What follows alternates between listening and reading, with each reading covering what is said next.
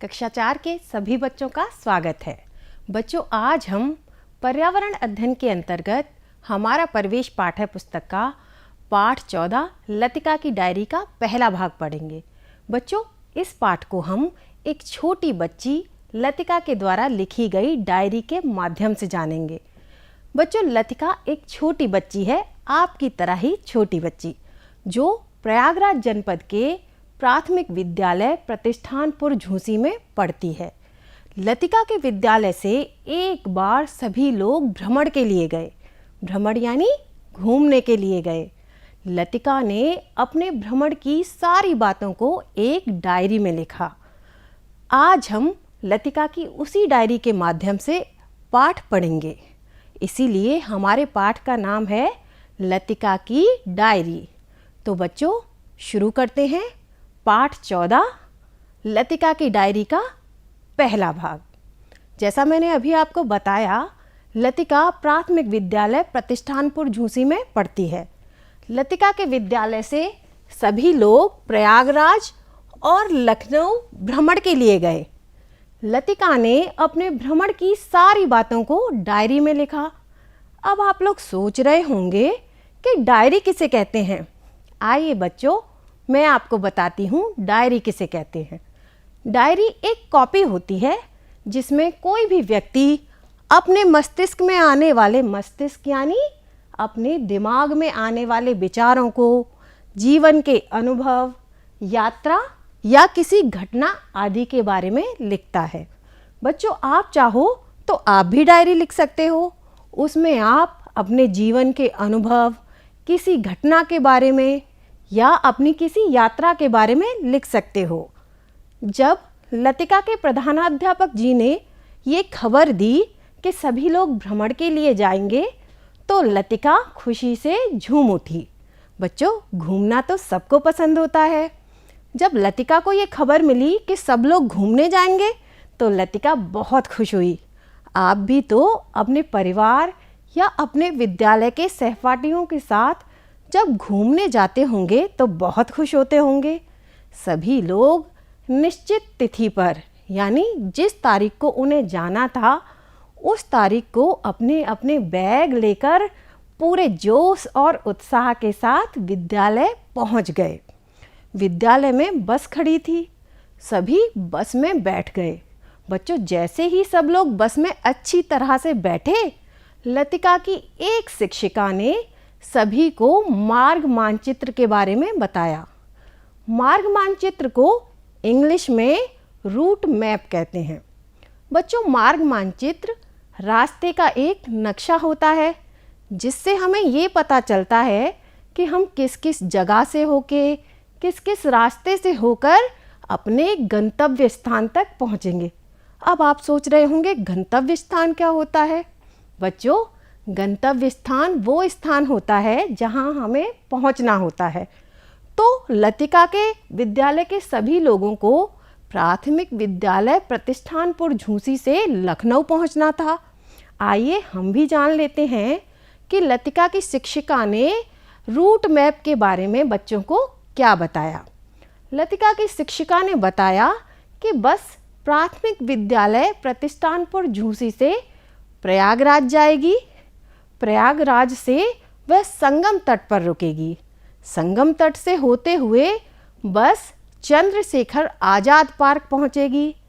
Chandrashekhar Azad park से आनंद भवन होते हुए चंद्रशेखर आज़ाद सेतु और उसके बाद लखनऊ बस पहुंच जाएगी। आप बच्चों यहाँ अपनी स्क्रीन पर प्रतिष्ठानपुर झूसी से लखनऊ तक का मार्ग मानचित्र देख रहे हैं। ये देखिए बच्चों, यहाँ प्रतिष्ठानपुर झूसी प्राथमिक विद्यालय है और यहाँ लखनऊ है। और प्राथमिक विद्यालय प्रतिष्ठानपुर झूसी से लखनऊ तक का मार्ग मानचित्र लतिका की शिक्षिका ने सभी को अच्छी तरह से समझा दिया। अब बच्चों आगे बढ़ते हैं। जैसे ही बस चली तो वो कहाँ चली? प्रयागराज की ओर। आप लोगों ने मार्ग मानचित्र में देखा था कि बस विद्यालय से प्रयागराज की ओर जाएगी। प्रयागराज में संगम तट से थोड़ा पहले बस रुक गई। संगम के किनारे जब बस रुकी तो सभी बच्चे बस से उतरकर संगम के किनारे पहुंच गए। बच्चों, संगम का अर्थ होता है मिलन। संगम में गंगा, यमुना और सरस्वती नदियां मिलती हैं, इसीलिए इसे संगम तट कहा जाता है। संगम तट को एक बहुत पवित्र धार्मिक स्थान माना जाता है।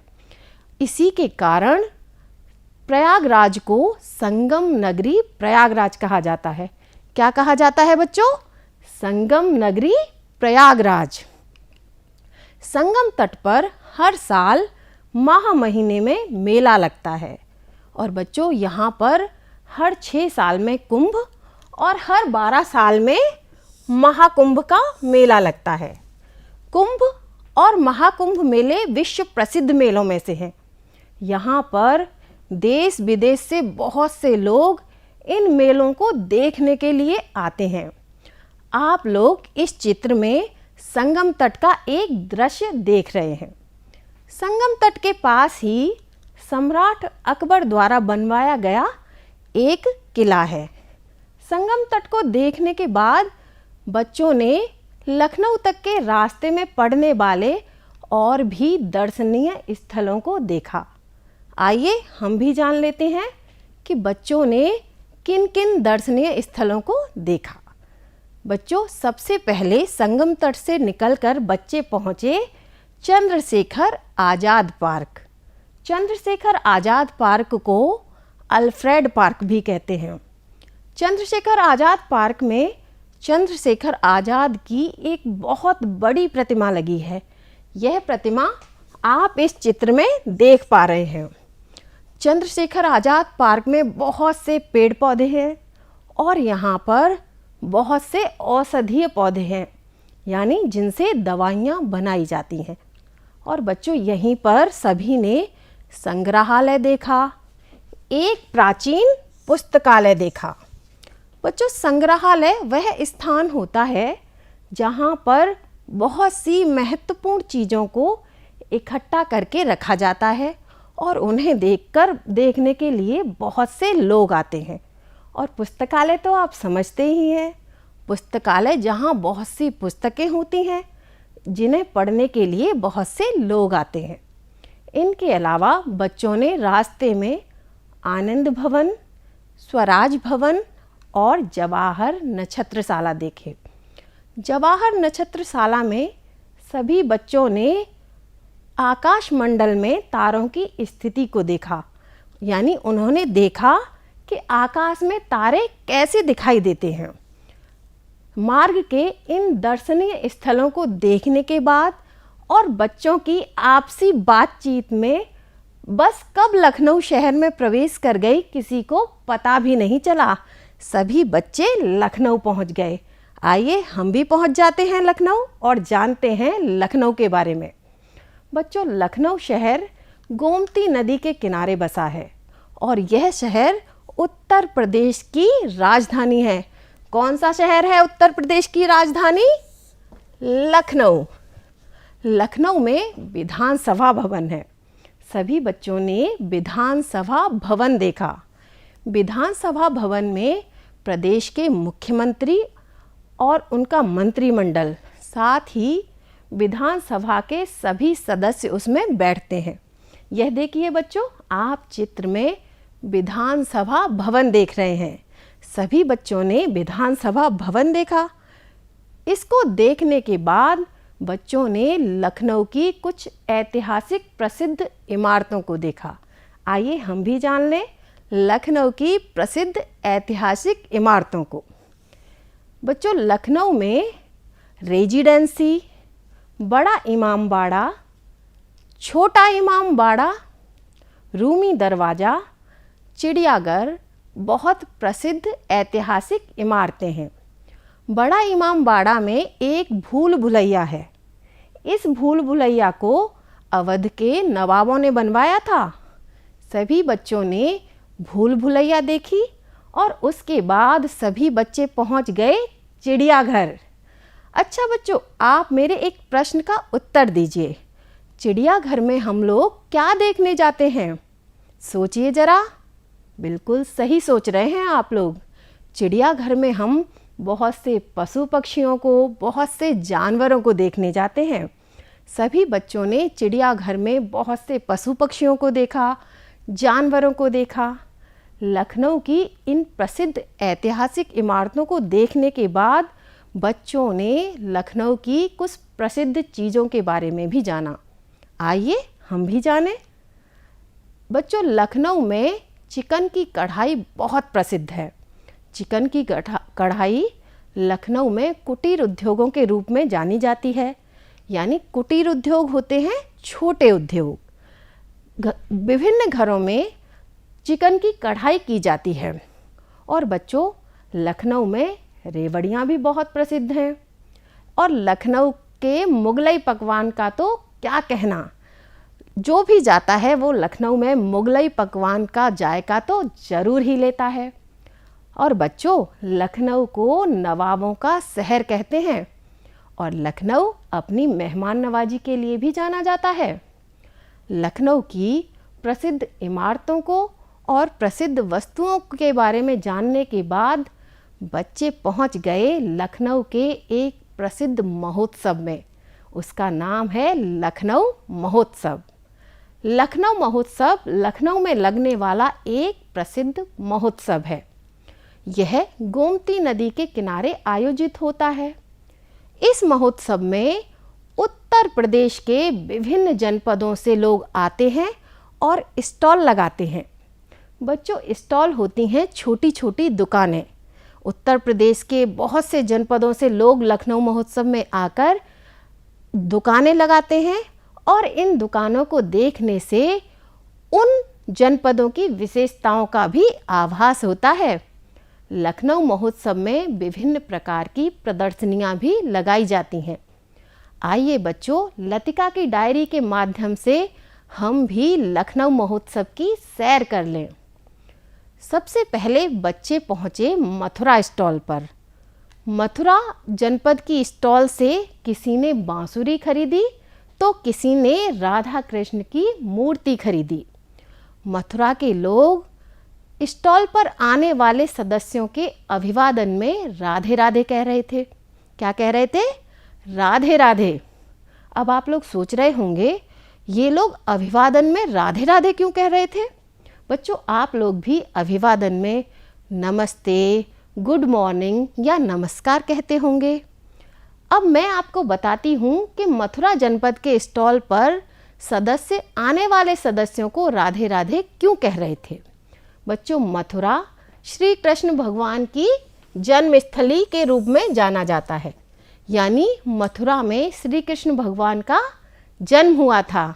मथुरा में श्री कृष्ण भगवान और राधा जी की बहुत मान्यता है। वहाँ पर घरों घरों में श्री कृष्ण और राधा जी को पूजा जाता है। इसीलिए वहाँ के लोग अभिवादन में राधे राधे कहते हैं। मथुरा के बारे में कुछ और बातों को भी हम जान लेते हैं। बच्चों, मथुरा में बांसुरी प्रमुख वाद्य यंत्र है। वाद्य यंत्र यानी बजाया जाने वाला यंत्र। मथुरा जनपद ब्रज क्षेत्र में आता है।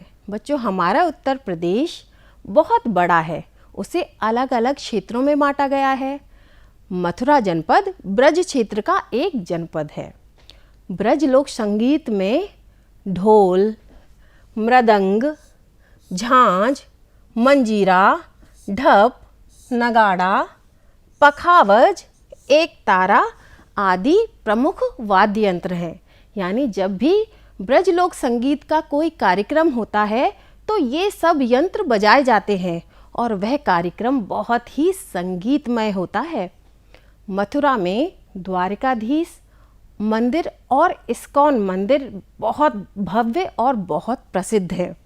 दुनिया भर से बहुत से लोग इन मंदिरों को देखने के लिए आते हैं। मथुरा में वैसे बहुत से मंदिर हैं और सभी मंदिर बहुत सुंदर और भव्य हैं। अब बच्चों, मथुरा स्टॉल के बाद सभी लोग पहुंच गए कानपुर स्टॉल पर।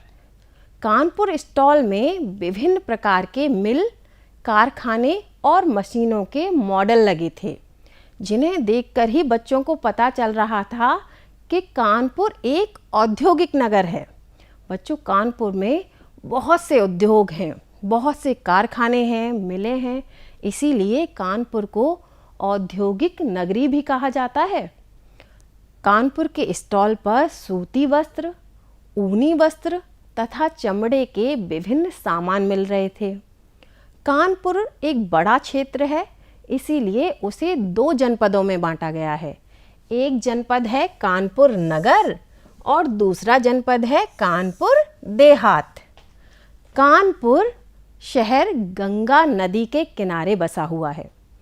कानपुर में चंद्रशेखर आज़ाद कृषि विश्वविद्यालय और भारतीय प्रौद्योगिकी संस्थान बहुत प्रसिद्ध हैं। बच्चों, भारतीय प्रौद्योगिकी संस्थान को इंडियन इंस्टीट्यूट ऑफ टेक्नोलॉजी कहते हैं, जिसे संक्षिप्त में आईआईटी भी कहा जाता है। आईआईटी कानपुर हमारे देश के प्रसिद्ध शैक्षिक संस्थानों में से एक है। कानपुर में मिलों को देखने के बाद, वहाँ की विशेषताओं को जानने के बाद बच्चे अब एक अन्य स्टॉल पर पहुँच गए। आइए जानते हैं उसके बारे में। अब बच्चे जिस स्टॉल पर पहुँचे थे, उस स्टॉल पर पक्की लाल मिट्टी के बने हुए बहुत से खिलौने रखे थे। उनमें हाथी, घोड़े, फूलदान और भी बहुत से खिलौने थे। सभी ने वहाँ से अपनी अपनी पसंद के खिलौने लिए। यह देखिए बच्चों, आप इस चित्र में देख रहे हैं पक्की लाल मिट्टी से बने हुए खिलौने। ऐसे ही खिलौने एक पांडाल के सामने रखे थे। बच्चों ने अपनी अपनी पसंद के खिलौने ले लिए। क्या आप जानते हैं बच्चों, यह पांडाल यानी यह स्टॉल किस जनपद का था? बच्चों, यह स्टॉल था गोरखपुर जनपद का। गोरखपुर राप्ती नदी के पूर्वी तट पर स्थित है। कहाँ स्थित है बच्चों? राप्ती नदी के पूर्वी तट पर। गोरखपुर में गोरखनाथ मंदिर बहुत प्रसिद्ध है। गीता प्रेस परिसर, आरोग्य मंदिर, रामगढ़ ताल, गीता वाटिका आदि गोरखपुर के दर्शनीय स्थल हैं, यानी देखने योग्य जगह हैं। यहाँ का सूती वस्त्र उद्योग प्रसिद्ध है।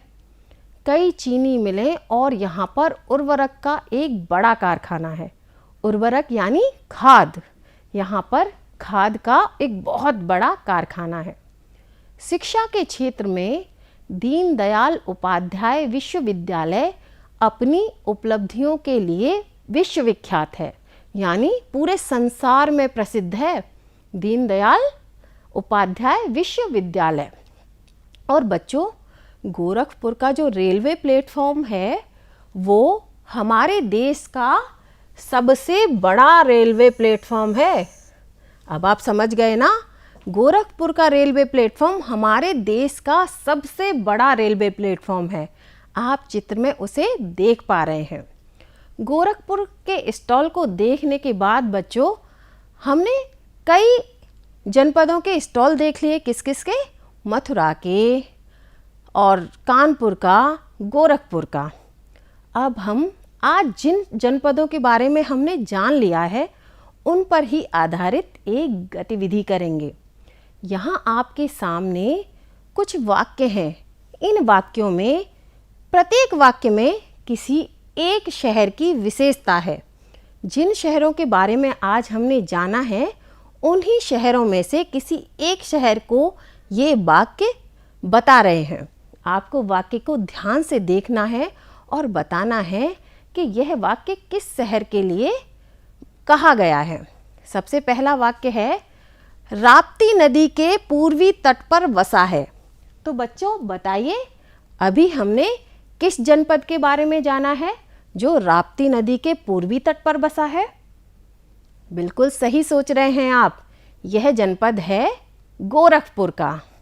दूसरा, औद्योगिक नगर। बताइए बच्चों, औद्योगिक नगर कौन सा जनपद है? बच्चों, इस जनपद के स्टॉल पर बहुत से मिल, कारखाने और मशीनों के मॉडल लगे थे। अब तो आप समझ ही गए होंगे, औद्योगिक नगर है कानपुर। तीसरा देख लेते हैं, संगम नगरी। बच्चों, मैंने आपको संगम तट के बारे में बताया था और यह भी बताया था कि एक शहर संगम के कारण ही संगम नगरी के नाम से जाना जाता है। आप लोग इसे भी अच्छी तरह से पहचान गए हैं। बिल्कुल सही सोच रहे हैं आप। यह शहर है प्रयागराज। गोमती नदी के किनारे बसा है। बच्चों, आज हमने जिन जनपदों के बारे में जाना है उनमें से कौन सा जनपद गोमती नदी के किनारे बसा है? बिल्कुल सही सोच रहे हैं आप। यह है हमारे उत्तर प्रदेश की राजधानी लखनऊ। अब बच्चों, 5वां वाक्य देखते हैं। श्री कृष्ण जी की जन्मस्थली। बच्चों बताइए, कौन सा शहर है श्री कृष्ण जी की जन्मस्थली? बिल्कुल सही सोच रहे हैं आप लोग। मथुरा शहर है श्री कृष्ण जी की जन्मस्थली। बच्चों, आपने इस गतिविधि में सभी शहरों को बहुत अच्छी तरह से पहचान लिया, यानी आज का पाठ आपको बहुत अच्छे से समझ में आया है। अब हम एक बार संक्षिप्त में समझ लेते हैं कि आज हमने क्या क्या जाना है। बच्चों, आज हमने सबसे पहले यात्रा का मार्ग मानचित्र जाना था, यानी हमने जाना था कि प्राथमिक विद्यालय प्रतिष्ठानपुर झूसी से लखनऊ तक का मार्ग मानचित्र क्या है। इसके बाद हमने जाना था संगम तट के बारे में। संगम तट हमारे लिए और हमारे उत्तर प्रदेश के प्रयागराज शहर में स्थित है। इसे एक धार्मिक तीर्थ स्थल माना जाता है। संगम तट पर गंगा, यमुना और सरस्वती नदियाँ मिलती हैं। संगम तट पर हर 6 साल में कुंभ और हर 12 साल में महाकुंभ का मेला लगता है। इसके बाद हमने जाना था कि बच्चों ने रास्ते में चंद्रशेखर आज़ाद पार्क, संग्रहालय, प्राचीन पुस्तकालय देखा था और आनंद भवन, स्वराज भवन, जवाहर नक्षत्रशाला भी देखे थे। इसके बाद बच्चे पहुँचे थे लखनऊ, जहाँ सभी ने विधानसभा भवन, भूल भुलैया, चिड़ियाघर आदि देखे थे। और इसके बाद सभी बच्चे पहुंच गए थे लखनऊ महोत्सव देखने। लखनऊ महोत्सव में बच्चों ने सबसे पहले देखा था मथुरा स्टॉल। मथुरा श्री कृष्ण जी की जन्मस्थली है। मथुरा का प्रमुख वाद्य यंत्र है बांसुरी। इसके बाद सभी बच्चों ने कानपुर स्टॉल देखा था। कानपुर एक औद्योगिक नगर है। कानपुर गंगा नदी के किनारे बसा है। बहुत बड़ा क्षेत्र होने के कारण कानपुर 2 जनपदों में बटा है, कानपुर नगर और कानपुर देहात। इसके बाद सभी ने देखा था गोरखपुर स्टॉल को। गोरखपुर राप्ती नदी के किनारे बसा है। गोरखपुर पक्की लाल मिट्टी के खिलौनों के लिए प्रसिद्ध है और गोरखपुर का गोरखनाथ मंदिर बहुत प्रसिद्ध मंदिरों में से एक है। गोरखपुर में उर्वरकों का एक बड़ा कारखाना है। गोरखपुर का जो रेलवे प्लेटफॉर्म है वो हमारे देश का सबसे बड़ा रेलवे प्लेटफॉर्म है। बच्चों, आज हमने इतना सब कुछ जान लिया है। अब आपको मैं आशा करती हूँ कि जिन जनपदों के बारे में आज हमने जाना है उनको आपने अच्छी तरह से समझ लिया होगा। इस पाठ के अगले भाग में हम कुछ और जनपदों के बारे में जानेंगे, कुछ और जनपदों की विशेषताओं के बारे में भी जानेंगे। अब बच्चों, आप लोग इस पाठ को अच्छी तरह से पढ़ेंगे और मैं आपको कुछ प्रश्न दे रही हूँ। आपको इन प्रश्नों के उत्तर अपनी उत्तर पुस्तिका में लिखने हैं। आइए जानते हैं आपका क्या प्रश्न है। बच्चों, यहाँ पर आपको 2 समूह दिखाई दे रहे हैं, समूह का और समूह खा। समूह का में कुछ प्रमुख स्थानों के नाम दिए हैं, कुछ प्रसिद्ध जगहों के नाम दिए हैं और समूह खा में कुछ जनपदों के नाम हैं। तो आपको समूह का के प्रसिद्ध स्थानों को ध्यान से देखना है और समूह खा में जो जनपद दिए हैं उनसे उनके सही मिलान करने हैं। यानी आपको यह देखना है कि जो प्रसिद्ध स्थान समूह का में है वह किस शहर में स्थित है, उसको उसके शहर के साथ सही मिलान करना है। मैं आपको एक मिलान करके दिखा देती हूँ।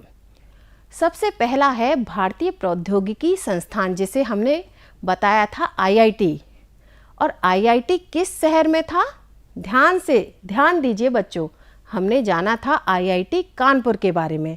तो मैंने यहाँ IIT को यानी भारतीय प्रौद्योगिकी संस्थान को मिला दिया कानपुर के साथ। अब देखिए बच्चों, अगला स्थान है भूल भुलैया। आप लोग ध्यान से समूह ख में दिए गए शहरों को देखिए और यह देखिए कि भूल भुलैया इनमें से किस शहर में स्थित है। देखिए बच्चों, आपने पढ़ा था कि भूल भुलैया स्थित है कहाँ? लखनऊ में। अब आगे देख लेते हैं दीनदयाल उपाध्याय विश्वविद्यालय। बच्चों, दीनदयाल उपाध्याय विश्वविद्यालय कहाँ पर स्थित है? अभी हमने पढ़ा था। आप थोड़ा सा अपने ध्यान लगाइए, आपको याद आ जाएगा कि दीनदयाल उपाध्याय विश्वविद्यालय बिल्कुल सही गोरखपुर में। कहाँ स्थित है बच्चों? गोरखपुर में। अब आखिरी देख लेते हैं संगम तट।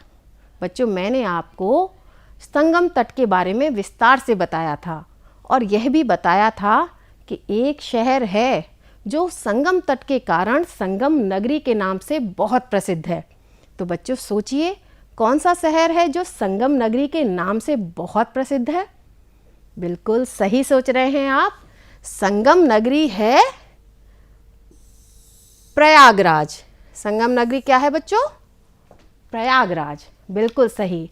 आप इसे अपनी कॉपी में लिखेंगे और सारे मिलानों को देखेंगे कि आपने सही मिलाए हैं। अब बच्चों, हम बढ़ते हैं प्रोजेक्ट कार्य की ओर। आपको 2 प्रोजेक्ट कार्य करने हैं।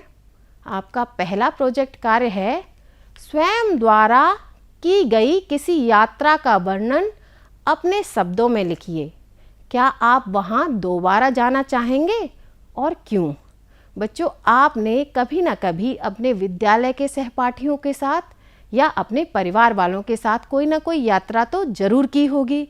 आपको अपनी उस यात्रा के बारे में एक कॉपी में लिखना है और आपको यह भी बताना है कि क्या आप उस स्थान पर दोबारा जाना चाहेंगे, और अगर आप दोबारा जाना चाहेंगे तो क्यों जाना चाहेंगे?